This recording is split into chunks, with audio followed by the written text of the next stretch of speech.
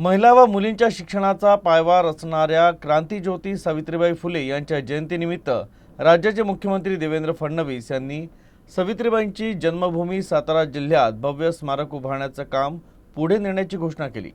मुलींच्या शिक्षणासाठी सावित्रीबाईंचं योगदान अतुलनीय असल्याचं वर्णन त्यांनी यावेळी केलं। सावित्रीबाईंचा जन्म महाराष्ट्रातील सातारा जिल्ह्यातील नायगाव गावात 3 जानेवारी 1831 रोजी झाला।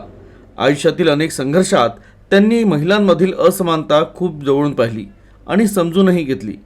तर 1840 मध्ये सावित्रीबाई फुले यांचा विवाह थोर समाज सुधारक महात्मा ज्योतिबा फुले यांच्याशी झाला।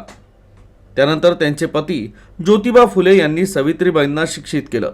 त्यानंतर 1848 मध्ये स्त्री आणि मुलींच्या शिक्षणासाठी आपल्या पतीच्या मदतीने पुण्यात देशातील पहिली मुलींची शाळा स्थापन केली आणि त्या शाळेच्या मुख्याध्यापिका झाल्या। त्यामुळे देशातील पहिल्या महिला शिक्षिकेचा दर्जा त्यांना देण्यात आला आहे।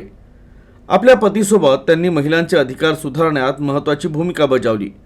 त्यांच्या जयंतीनिमित्त त्यांना अभिवादन करण्यासाठी राज्याचे मुख्यमंत्री देवेंद्र फडणवीस सातारा जिल्ह्यात पोहोचले होते।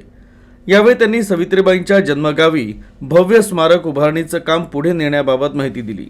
क्रांतीज्योती सावित्रीबाई फुले ज्यांनी स्त्री शिक्षणाची मुहूर्तमेढ ठेवली, विधवा असतील, परित्याक्त्या असतील, यांना जगण्याचा अधिकार दिला आणि समाजातल्या कुप्रथा संपवल्या। आज त्यांना अभिवादन करण्याकरता या मूळ गावी या ठिकाणी मी आलेलो आहे। नुकतंच आम्ही अभिवादन केलंय, दर्शन घेतलेलं आहे आणि एक चांगला प्रकल्प महाराष्ट्र शासनाने या ठिकाणी स्मारकाचा तयार करण्याचं ठरवलं आहे। त्याचं आता प्रेझेंटेशन देखील मी घेतलेलं आहे।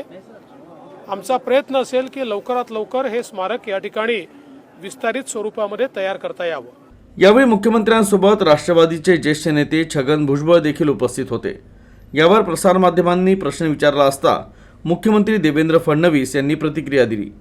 भुजबळ साहेब आमच्या पाठीशी असून सावित्रीबाई फुले यांचं स्मारक उभारण्यासाठी त्यांनी पूर्ण सहकार्य केल्याचं फडणवीस म्हणाले। भुजबळ साहेबांसोबत हीच चर्चा झाली की महात्मा ज्योतिबा फुले आणि क्रांतीज्योती सावित्रीबाई फुले यांचं कार्य आपल्याला पुढे कसं नेता येईल, ज्या प्रकारे या देशाला त्यांनी दिशा देण्याचं काम केलेलं आहे ते विचार सर्वांपर्यंत कसे पोहोचवता येतील, समतायुक्त समाज, भारतीय संविधानाला मानणारा समाज हा आपल्याला कसा निर्माण करता येईल हीच आमची चर्चा झाली। या व्यतिरिक्त कुठली चर्चा नाही।